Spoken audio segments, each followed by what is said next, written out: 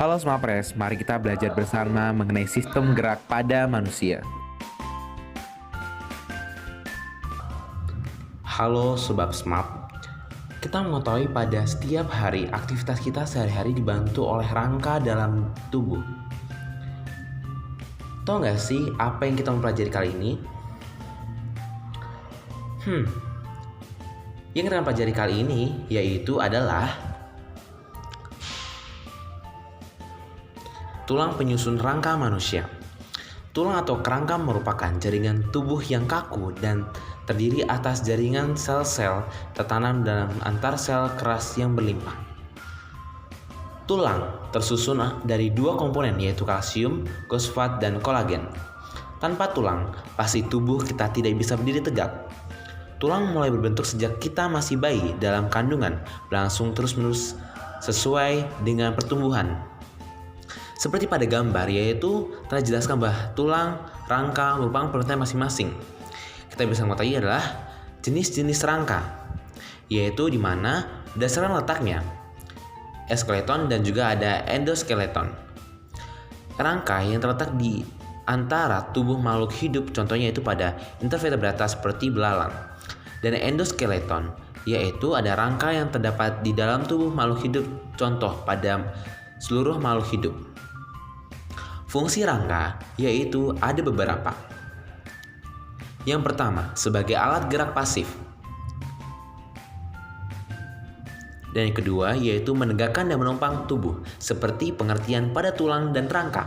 Dan yang ketiga, yaitu melindungi bagian tubuh yang lunak pada daerah yang sangat penting. Contohnya itu otak, jantung, paru-paru. Dan yang keempat yaitu memberi bentuk tubuh, seperti dalam diri kita, yaitu tubuh kita memiliki terbentuk dari tulang-tulang. Kelima, tempat mekatnya otot rangka. Susunan rangka manusia yaitu ada beberapa. Yang terdiri dari 206 tulang, teman-teman. Yang pertama yaitu aksial dan juga ada apendikular. Aksial merupakan rangka sumbu tubuh terdiri dari 80 tulang. Yang pertama yaitu tulang tengkorak, tulang belakang, tulang dada, tulang rusuk, dan tulang gelang. Dan apendikular merupakan rangka alat gerak yang dimana terdiri dari 126 tulang, yaitu pertama yaitu tulang bahu, tulang tangan, tulang panggul, tungkai, telapak kaki. Susunan tulang manusia ada juga nih teman-teman, yaitu yang dimana tulang tengkorak, tulang badan, dan juga tulang anggota gerak memiliki susunan tulang masing-masing. Tulang tengkorak tersusun dari tulang pipi, yaitu ada bagian kepala atau tempurung dan juga bagian muka. Dan juga bagian atas kepala itu tulang dahi, tulang baji, tulang ubun-ubun, tulang pelipis, tulang kepala belakang. Di muka yaitu tulang air mata, tulang hidung, tulang pipi, dan tulang rangka atas. Selanjutnya teman-teman ada tulang badan yang dimana terdiri dari tulang belakang merupakan berfungsi menguatkan dan menyeimbangkan tubuh saat berdiri. Berikut adalah contoh bentuk tulang belakang.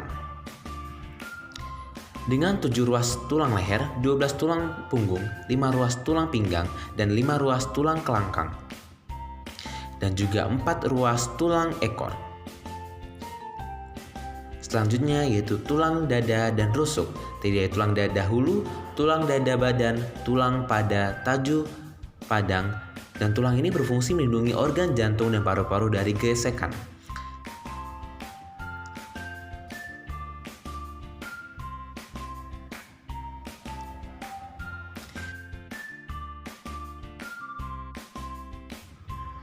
Tulang anggota gerak yaitu berfungsi menyangga tubuh sehingga dapat bergerak dengan bebas seperti aktivitas sehari-hari melakukan tulang anggota gerak. Yang pertama yaitu tulang anggota gerak atas, tulang anggota gerak bawah, yaitu tangan dan kaki. Tulang gerak anggota atas yaitu terdiri dari tulang selangka, tulang lengan atas, tulang belikat, tulang pengumpil, tulang hasta, tulang telapak tangan, tulang pergelangan tangan, tulang jari tangan. Dan bagian bawah itu tulang usus, tulang kemaluan, tulang duduk, tulang paha, purung lutut, tulang kering, tulang betis, tulang pegangan kaki, tulang telapak kaki, tulang jari-jari kaki. Dan ada juga nih jenis-jenis tulang yang berdasarkan bentuknya. Simak berikutnya ya, yaitu ada tulang pipa, tulang pipi, tulang pendek, tulang tak beraturan. Jenis-jenis tulang berdasarkan bentuknya yaitu di mana tulang pipa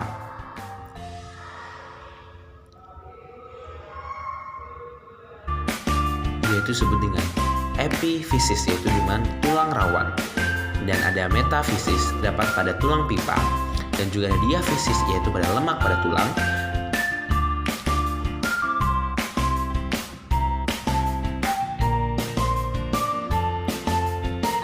Berikut merupakan ruas ruang jari dan tulang paha yang merupakan tulang pipa. Selanjutnya ada tulang pipi yang dimana berfungsi sebagai pelindung atau penguat. Di bagian dalam terdapat sumsum merah sebagai tempat pembuatan sel-sel darah merah dan putih. Tulang rusuk, tulang dada, dan tulang belikat merupakan tulang pipi. Adapun juga tulang pendek yang dimana tulang penggalangan tangan, tulang penggalangan kaki, dan juga ruas tulang belakang merupakan tulang pendek, dan juga tulang tak beraturan yang dimana yaitu tulang wajah, rahang hidung,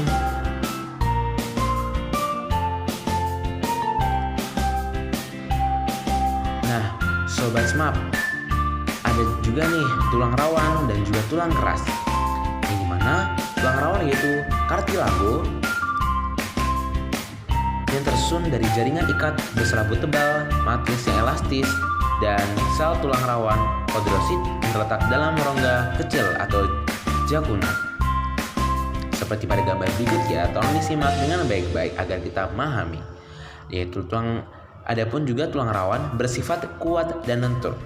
Jenis-jenis tulang rawan yaitu yang pertama, tulang rawan elastis mengandung serabut elastis dan kolagen terdapat pada daun telinga epidiotis dan juga bronchioles. Tulang rawan hilin yaitu mengandung serabut kolagen yang halus berwarna kuning kebiruan terdapat pada tulang-tulang rusuk dan permukaan tulang persendian. Adapun juga tulang rawan fibrosa mengandung serabut kolagen yang padat dan kasar terdapat pada ruas-ruas tulang belakang. Adapun juga tulang keras yang dimakan osteon, yang dimana merupakan jaringan ikat yang mengandung mineral yang disusun oleh tulang sel atau osteosit yang terletak di dalam lakuna. Dan juga osteosit ini satu dengan lainnya saling berhubungan melalui kanalikuli.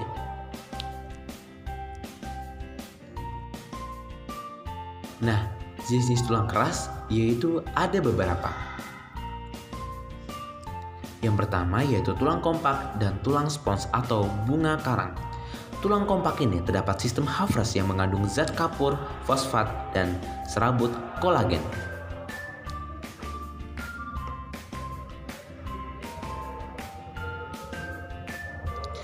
Contoh tulang jenis keras ini yaitu tulang diafisis dan tulang pipa. Tulang spons tidak terdapat zat Haffrus mengandung sumsum tulang dari sel lemak. Contoh itu bagian epifisis tulang pipa. Struktur tulang kompak yaitu yang dimana pada gambar tersebut menunjukkan untuk struktur tulang kompak yang dimana saluran Haffrus yaitu saluran pusat berisi pembuluh darah dan saraf. Lakuna, ruang tempat osteosit terletak, dan juga adalah kanalikuli, struktur penghubung osteosit yang satu dengan osteosit lain. Lamela, lapisan konsentris matris yang keras dan kuat. Dan yang kelima yaitu matriks tersusun atas serabut kolagen, mineral kalsium, dan fosfor.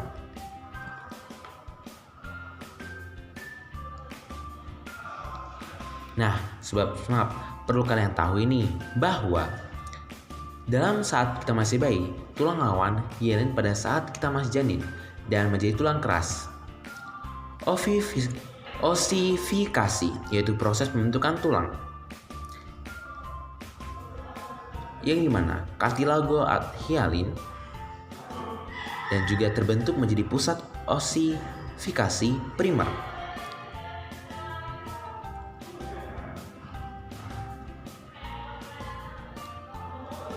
dengan pertumbuhan 9 minggu sehingga terbentuknya pusat osifikasi primer.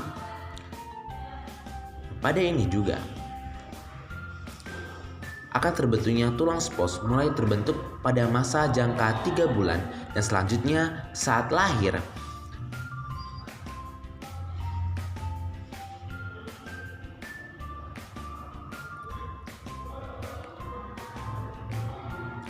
Pada pusat osifikasi sekunder dan pembuluh darah prosteum, diafisis memanjang terbentuk rongga madula terjadi osifikasi. Setelah itu, efisis mengalami osifikasi sehingga cakra efisis ini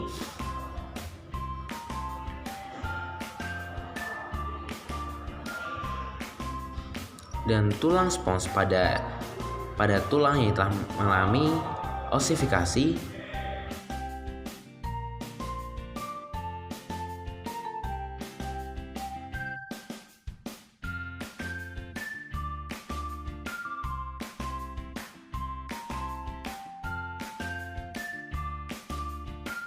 pada osifikasi terdapat oestrobias, osteosit, dan osteokeas. Dan adapun bagian-bagiannya, ada 6 bagian yang dijelaskan dapat terlihat pada gambar. Adapun juga sendi nih teman-teman, yaitu artikulasi di mana hubungan antara tulang sehingga tulang dapat bergerak.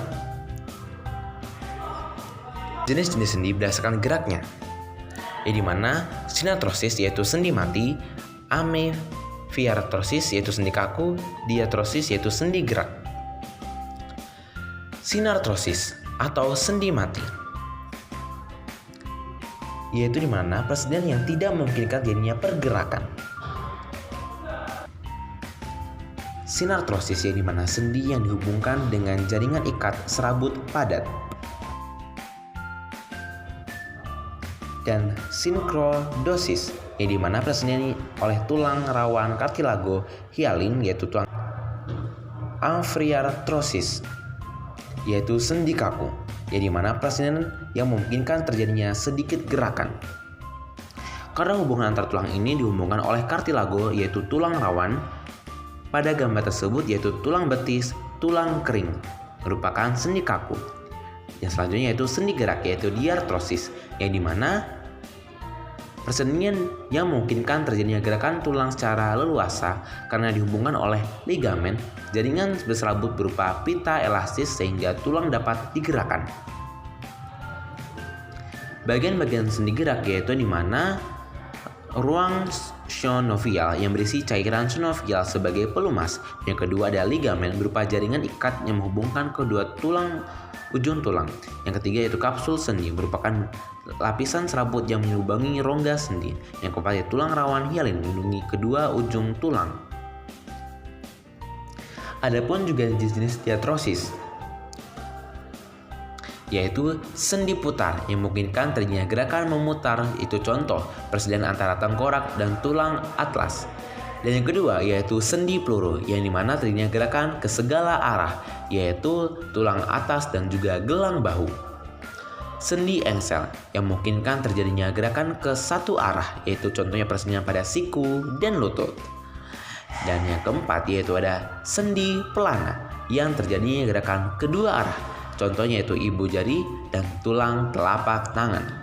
Dan yang kelima ada sendi geser, yang dimana terjadinya gerakan bergeser, contohnya tulang hasta pengumpil, sendi luncur, melengkung, memutar terbatas, contohnya pergelangan tangan dan kaki.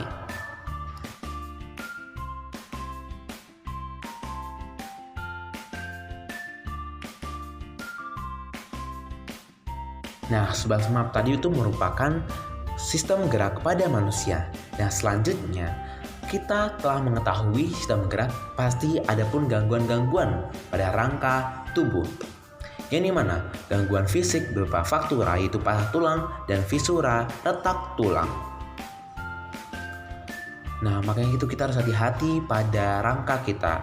Dan ada pun juga gangguan psikologis yang dimana disebabkan oleh kelainan fungsi hormon dan kekurangan vitamin D, yaitu dimana rakitis.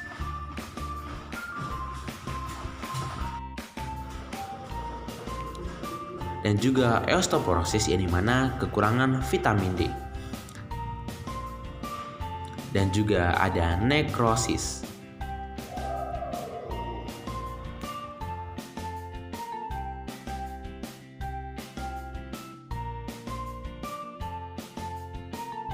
Gangguan pada tulang belakang juga merupakan suatu hal yang sangat penting untuk dipelajari, ya dimana yaitu ada kifosis, lordosis, dan juga ada skoliosis. Dan juga ada gangguan pada sendi di mana dislokasi,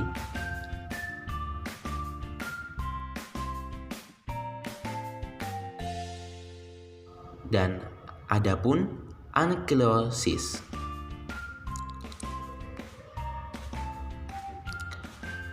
Rheumatoid arthritis merupakan gangguan pada sendi, di mana rheumatoid arthritis pada jari-jari tangan.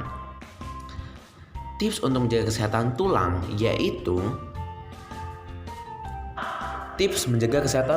yaitu di mana olahraga, menjaga kepadatan tulang dengan latihan beban dan jogging. Yang kedua yaitu makanan bergizi yang sangat penting untuk gizi kita agar tulang kita bertumbuh dengan baik.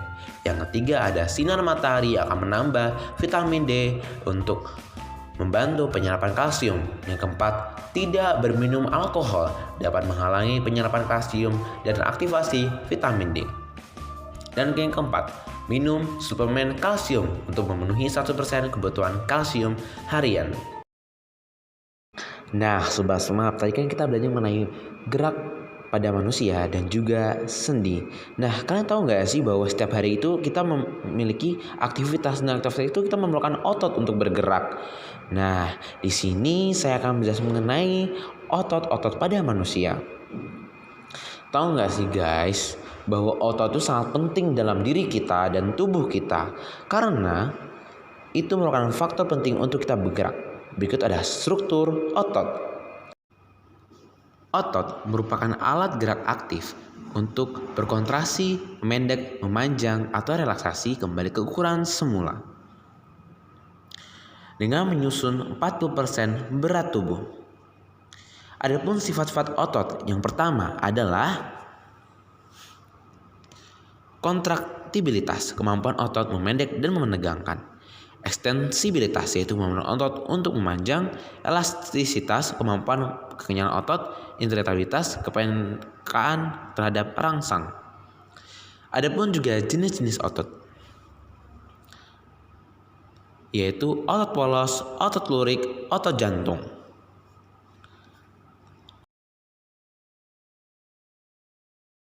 Nah, otot polos yaitu merupakan serabut kontraktilnya tidak memantulkan cahaya berselang-seling sehingga sinar plasmanya tampak polos dan homogen.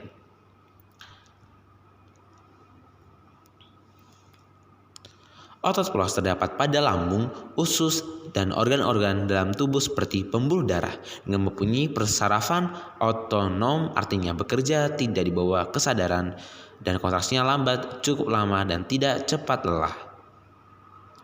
Selanjutnya yaitu ada otot lurik atau rangka, di mana otot rangka disebut otot lurik karena serabut kontraktilnya mantulkan cahaya berselang-seling gelap yaitu anistrotop atau terang isotrop, berjajar teratur membentuk pita vertikal terhadap poros otot.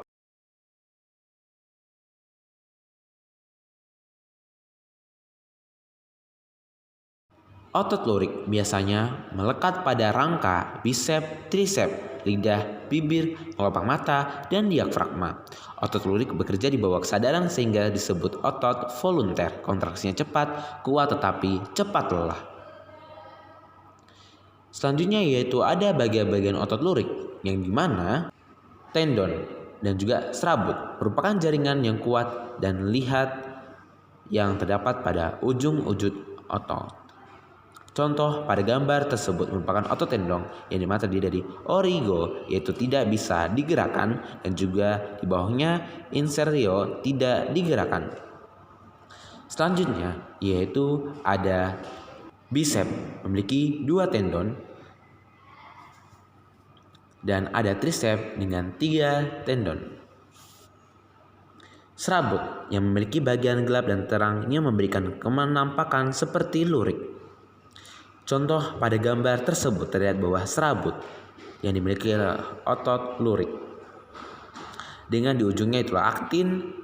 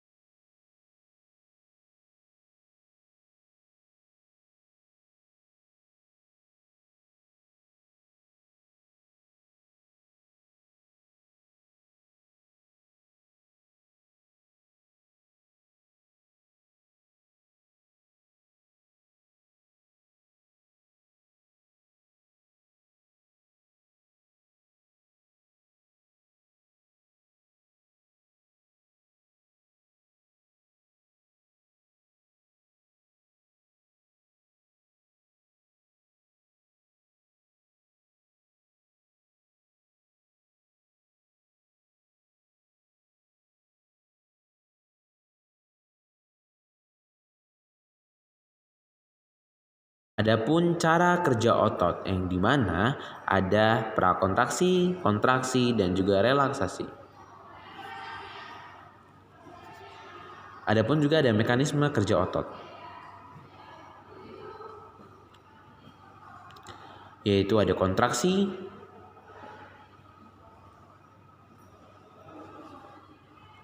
yaitu dengan memendek dan juga mengembung. Kontraksi otot menyebabkan tulang tertarik sehingga terjadi gerakan. Dengan relaksasi merupakan gerakan mengendur untuk kembali keadaan semula, maka perlu bantuan gerakan otot lain yaitu otot antagonis dan otot sinergis.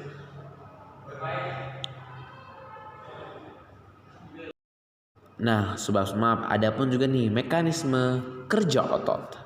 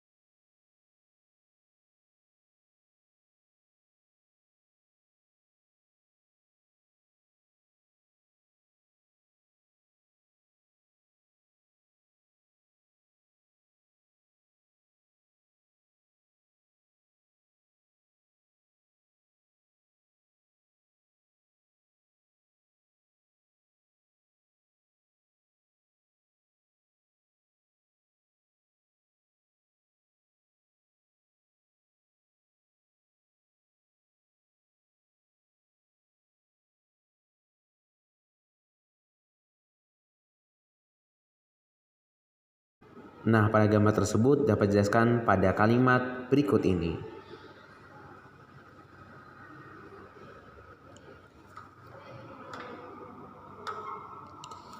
Nah, ada pun juga nih proses kontraksi pada otot yang dimana pada fase anaerob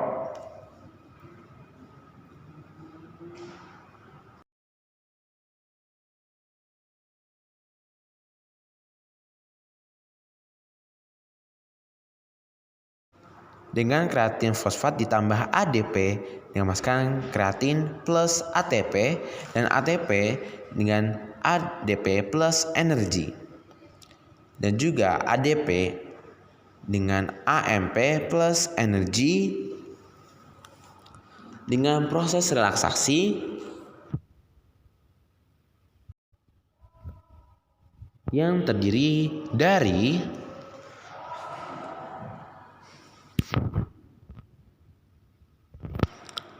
laktasinogen dengan glukosa plus asam laktat dengan glukosa plus oksigen dengan menghasilkan 6CO2 plus 6H2O plus energi dengan asam laktat yaitu dengan hasil sampingan.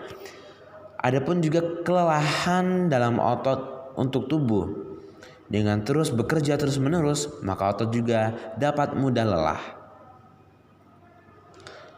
Yaitu kinerja otot dapat melemah dengan adanya kegiatan terus-menerus pada aktivitas manusia sehingga membuat otot menjadi lelah atau lemah.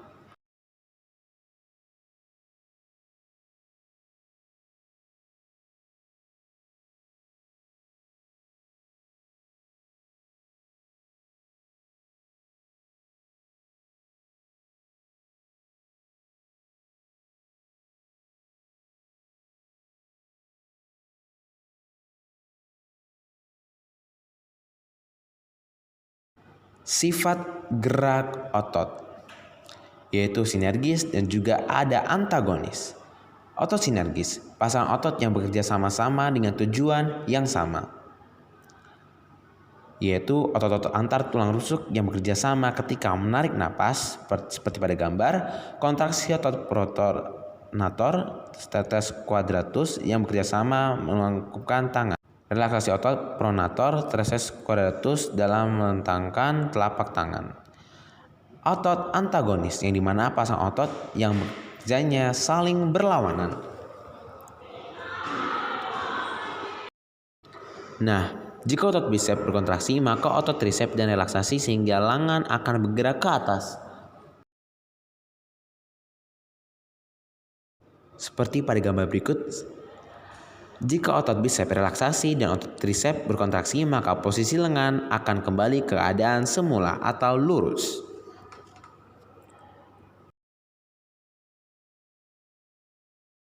Adapun bentuk gerakan otot antagonis yang dimana ada itu adduction, abduksi yaitu menjauhi tubuh, dan aduksi mendekati tubuh.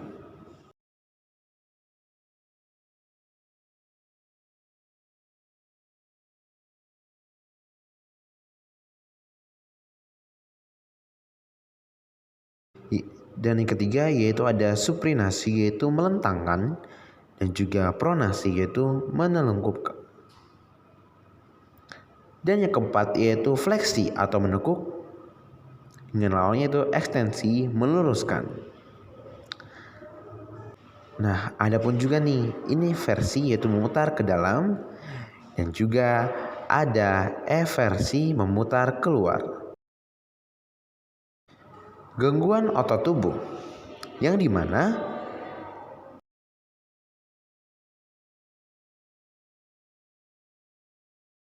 gangguan karena serangan penyakit atau tetanus.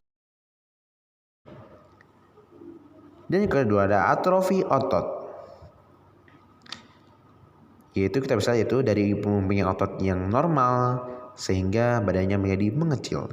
Gangguan karena kesalahan aktivitas. Nah, ini ada kram otot. Biasa kalau tidak pemanasan akan terjadi kram otot. Yang kedua ada hipertrofi otot. Yang ketiga ada kaku leher. gangguan otot bawaan yang dimana ditrofi otot normal jadi distrofi, hernia abdominal.